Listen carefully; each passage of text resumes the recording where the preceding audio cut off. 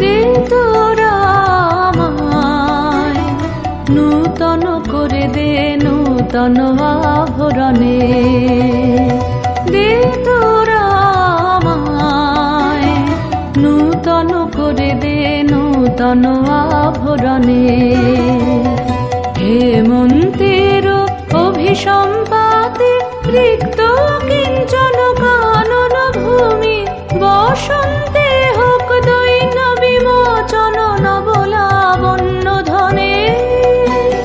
শূন্য শাখা লজ্জা ভুলে যাক পল্লব আবরণে।